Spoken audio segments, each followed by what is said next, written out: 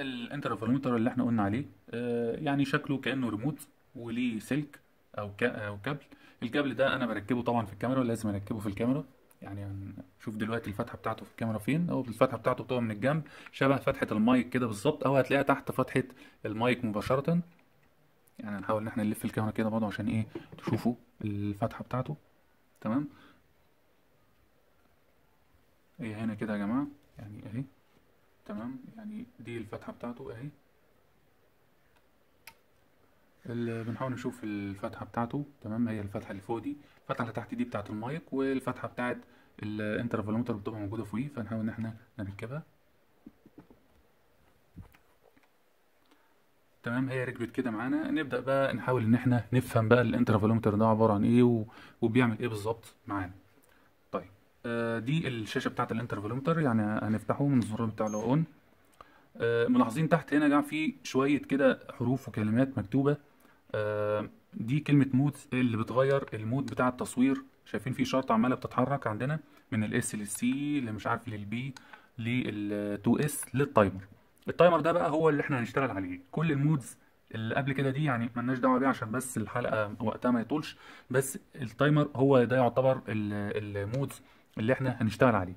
هنشوف كده فوق الشرطة هنا، دي معناها انها على الوضع بتاع الديلي. الديلي ده من اسمه، يعني هي انت عايز قبل ما تبدا تصوير يبقى يعدي كام ثانيه الاول، وبعد كده الكاميرا تبدا تصور. فعشان خاطر اختار التايم بتاع الديلي بدوس على زرار ست. اول صفرين دول بتوع الساعات، طبعا انا مش هخلي الكاميرا تستنى بالساعات عشان تصور طبعا. والرقمين التانيين دول بتوع الدقايق، والرقمين الاولانيين خالص دول بتوع الثواني. انا اقول له مثلا استنى 3 ثواني، وبعد كده ايه ابدا اصور، وبعد كده بدوس ست عشان خاطر أأكد إن أنا اخترت 3 ثواني. أخش بعد كده على الكلمة التانية اللي هي اسمها لونج من السهم اللي هنا ده. لونج دي معناه إن أنت عايز الصورة تبقى وقتها قد إيه. فبدوس على سيت برضه عشان أبدأ أختار التايم بتاع كل صورة. هل أنت عايزها بالساعات ولا عايزها بالدقايق ولا عايزها بالثواني؟ فبقول له والله طيب أنا عايز مثلا كل صورة تبقى مثلا 3 ثواني، عشان بس برضه إيه الوقت الحلقة ما يطولش، نخليها 3 ثواني. وبعد كده أدوس على ست. تمام، كده خلاص انا اخترت الزمن بتاع كل صورة. ادوس السهم اللي هو اليمين ده عشان اروح بعد كده على خانة الانترفال. يعني ايه الانترفال؟ ادوس على ست الاول عشان اختار التوقيت. انترفال دي معناها يا جماعة الفرق ما بين كل صورة والتانية. يعني هو يصور اول صورة، يستنى قد ايه عقبال ما يبدأ الصورة التانية، فاقول له مثلا اصبر مثلا ثانيتين او 3. طب ليه مش ثانية؟ عشان خاطر يعتبر الكاميرات اللي هي خاصة الكروب سنسور او الدي اس ال ار بيبقى فيها زي ما احنا قلنا مراية. المراية دي بتنزل وتطلع، فبتعمل زي حركة كده في الكاميرا وبتعمل فيها اهتزاز. فعشان كده يعني انا بصبر 3 ثواني لغايه اما الاهتزاز اللي هو الناتج عن المرايه دي او الفتح بتاع الشطر بتاع العدسه وبتاع السنسور بتاع الكاميرا ما ياثرش على الكاميرا نفسها في التصوير. فيبقى خلاص الكاميرا سيتلد ومفيش فيها اهتزاز وستيبل، واقدر ان انا اصور الصوره الثانيه. فبقول له والله ايه، خليك 3 ثواني ما بين كل صوره والثانيه. هدوس السهم اليمين عشان اروح على النمبر ده اللي هو عدد الصور. انت عايز بقى كام صوره تصورها؟ طب ادوس على سيت برضه عشان ابدا اتحكم فيها.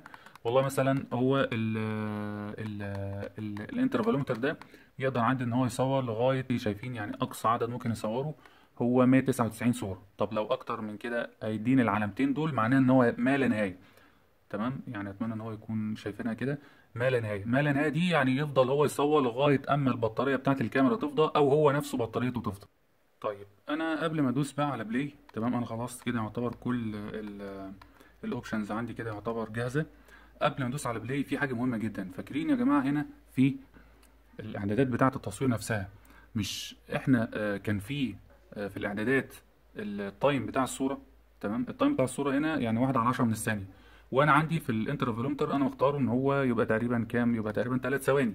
تمام، يعني اللونج اهو 3 ثواني. طب كده الكاميرا هتصور 1/10 من الثانيه ولا هتصور 3 ثواني؟ لا، هي هتصور 1/10 من الثانيه، لان هي دي الاعدادات بتاعت الكاميرا بقى نفسها، ملهاش دعوه بالريموت نفسه. الريموت نفسه هو بيدي سيجنال للشطر وسيجنال تانية للريليز بتاع الشطر.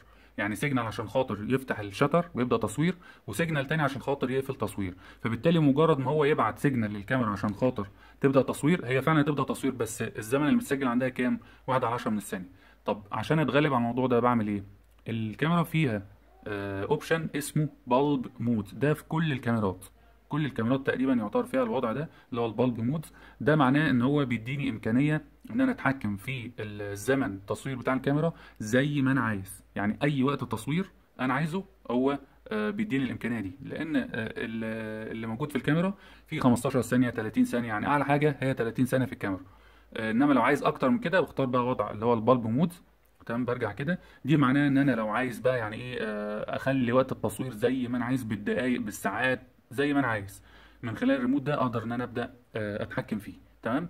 الحاجه التانيه اتاكد ان الدرايف مود بتاعي مش على سيلف تايم او حاجه، لا اتاكد ان هو سنجل شوتنج. دي مهمه جدا يا جماعه، عشان لو عملتها كونتينوس شوتنج كده يبقى انا برضو كاني ما عملتش حاجه. لو عملتها على سيلف تايمر يبقى انا كده يعني بكنسل الموضوع ريموت، او يعني الاقي الكاميرا بتعمل حاجات غريبه عندي.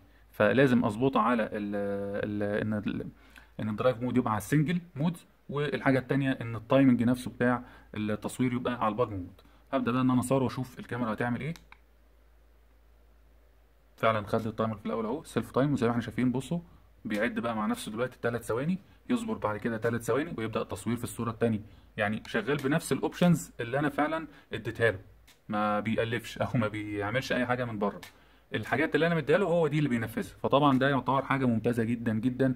تخيل كده انت يعني خلاص انت اديت له كل السيتنج وسبت الريموت كده على جنب، وخلاص عايز تروح بقى تشرب شاي، عايز تروح تنام، عايز تعمل اي حاجه انت عايزها، تقدر انك تعملها بدون ما تخاف ان الكاميرا يعني يحصل فيها اهتزاز، انت تقعد تبقى قلقان بقى يعني الكاميرا صورت صور حلوه ولا لا. لا، فعندي الريموت وخلاص هو كده يعتبر خلص الصور، عدد الصور اللي انا قلت له عليها اللي هي 6 صور، بيقف بقى الكاميرا بتقف خالص ما بتشتغلش، وبتفضل مستنيه لغايه اما انا اديها اوردر تاني من خلال الانترفالومتر.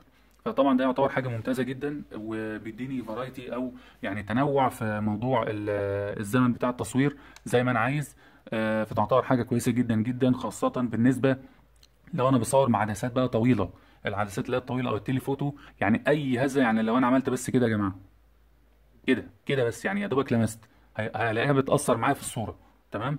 فعشان كده بتيجي اهميه بقى الانترفالومتر ده، وخاصه كمان لو انا بصور بقى صور بالتراكر مثلا او كده، الصور دي ممكن اصور بال 300 او 400 صوره.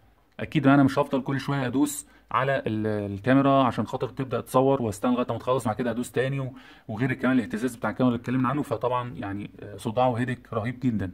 فعشان كده الريموت ده والانترفولومتر كويس جدا جدا.